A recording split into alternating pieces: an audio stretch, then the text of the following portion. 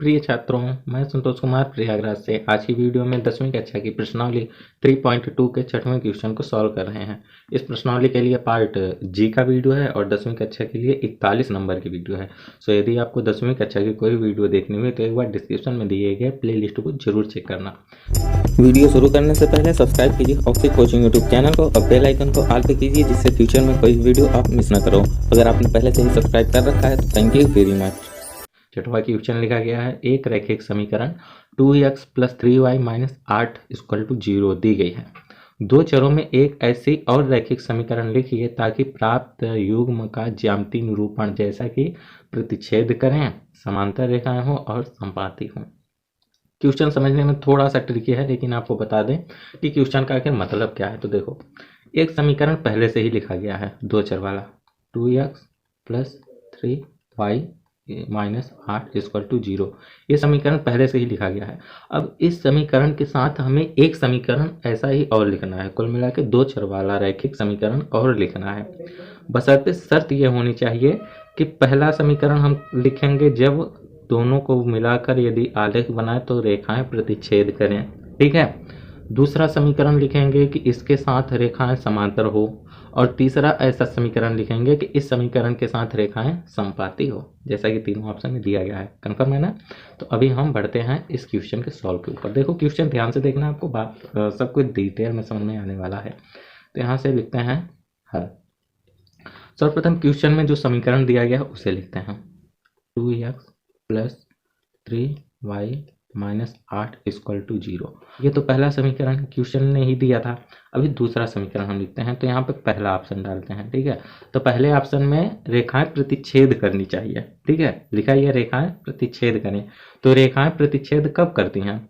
जब a1/a2 ≠ b1/b2 होता है, ठीक है। रेखाएं प्रतिच्छेद कब करेंगे? जब आपको ये वाला स्थिति प्राप्त होती है, b2। तो ऐसी स्थिति कब प्राप्त होगी? देखो, इसमें हम a, b और c का भी मान लिख लेते हैं। a1 का मान क्या है? 2, b1 का मान 3 और c1 का मान -8, ठीक है। तो अब हमें a2, b2 और c2 का मान निकालना है। अब ऐसा मान लिखें कि ये बराबर ना हो। तो ऐसे बहुत सारे मान हो सकते हैं। हो सकता है कि आप जो मान आपके दिमाग में आया हो वो हमारे मान से मैच ना करे, जो हम यहाँ पे बताने वाले हैं। तो आप निराश मत होना, सिर्फ ये देखना है कि हाँ, इस चीज़ को फॉलो कर रहा है, ठीक है। तो a1 को लिखते हैं, तो a1 का मान हम यहाँ पे लिख लेते हैं 2/a2। अब हम a2 को क्या ले सकते हैं? अपने इच्छा अनुसार क्या मान सकते हैं? एक चीज़ करें, हम इस चीज़ को इधर लिख लेते हैं। यहाँ पे एक चीज़ लिखना पड़ेगा, माना। यहाँ पे हम कुछ चीज़ अपने से मानेंगे, जैसे a2, b2 और c2। ये तीन चीज़ें हमें अपने से माननी पड़ेंगी, ठीक है। तो देखो गाइस, a1 को हम यहाँ पे लिख लें 2/a2 का ऐसा कौन सा मान लिखें? a2 हम अभी कुछ भी लिख सकते हैं, तो अभी तो हम a2 को 3 लिख लेते हैं, ठीक है। तो a2 को जब हमने यहाँ पे 3 माना है, तो यहाँ पे a2 के स्थान पे 3 लिखेंगे। अब नॉट इक्वल टू होना चाहिए, b1 का मान लिखते हैं यहाँ से 3, ओके। b1 का मान 3 है। अब b2 का हमें ऐसा कौन सा मान हो जो कि यहाँ पे संतुष्ट हो। तो b2 को हम कुछ भी मान सकते हैं, 3 मान लें, 5 मान लें, 6 मान लें, कुछ भी मान लो। तो हम 2 मान लेते हैं, ठीक है। तो अब देखो, 2/3 किसी भी तरीके से 3/2 के बराबर नहीं है, ना। तो अतः a2 का मान 3, b2 को हमने 2 माना था तो 2। अब c2 की यहाँ पे जरूरत ही नहीं है, तो c2 को हम अपनी इच्छा अनुसार कुछ भी मान सकते हैं, 5, 10, 8, 17, -20, कुछ भी मान लें। तो हम यहाँ पे 8 मान लेते हैं, वहाँ पे 8 था तो हम भी 8 मान लिए, ठीक है। तो अतः जब हमने को ये a1, a2, b2 और c2 जो सारे मान प्राप्त हुए, तब तो अब हम अपना अभीष्ट समीकरण बना सकते हैं। तो लिखेंगे अतः अभीष्ट समीकरण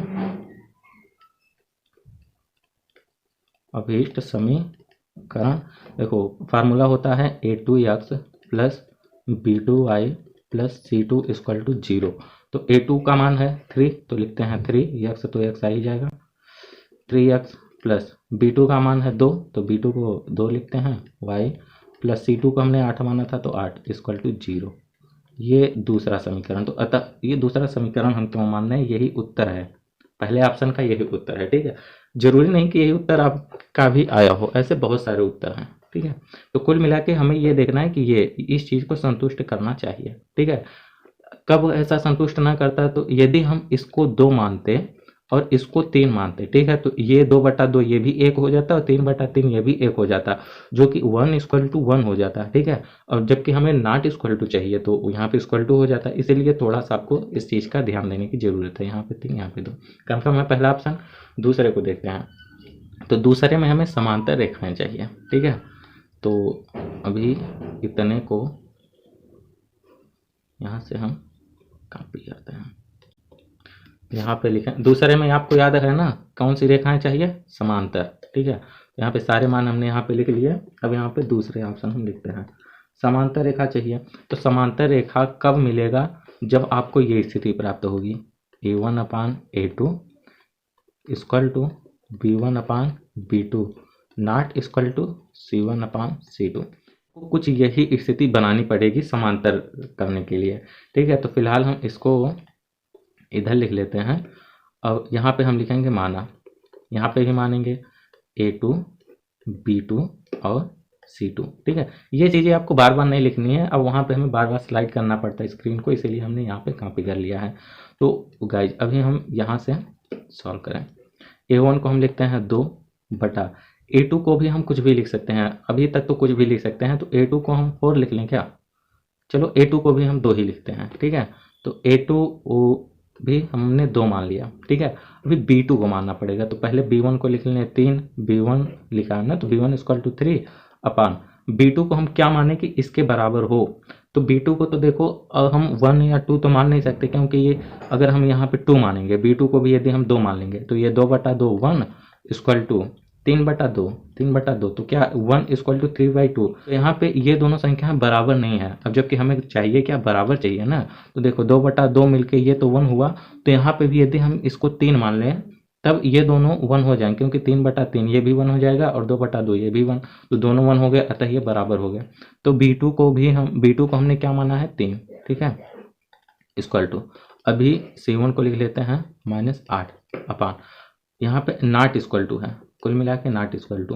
तो देखो C2 को अभी हमें ध्यान से ये चीज़ मानना पड़ेगा कि 1 के बराबर ना हो, इसका मान 1 है, इसका मान 1 है। अब ये बराबर नहीं होने के लिए यहाँ पे 1 नहीं आना चाहिए, तो हम क्या मान लें, 1 मान लेते हैं, 1 मान लेते हैं, ठीक है, या +8 मान लें। चलो हम +8 मानते हैं, तो +8 मानेंगे तो 8/8 कट के 1 तो आएगा, लेकिन माइनस वाला 1 आएगा, तो अतः बराबर नहीं होगा। तो अतः देखो ये 1 हुआ, कुल मिला के ये 1 इक्वल टू 1, यहाँ तक सही है, और नॉट इक्वल टू -1, कन्फर्म ये सही है ना। तो हमें C2 का मान मिल गया 8, ठीक है। अब जब तीनों मान हमें मिल गए तो अपना अभीष्ट समीकरण तैयार करते हैं। तो अतः लिखेंगे अभीष्ट समीकरण, अभी समीकरण क्या हो जाएगा, 2x + 3y + 8 इक्वल टू 0, ठीक है। और यही होगा उत्तर। यहीं से हमने ये समीकरण तैयार कर लिया। देखो यहाँ से 2 कैसे तैयार होगा आपको पता ही है। अभी तीसरे को देखते हैं, तो तीसरे में क्या लिखा गया, संपाती रेखाएं प्राप्त होना चाहिए।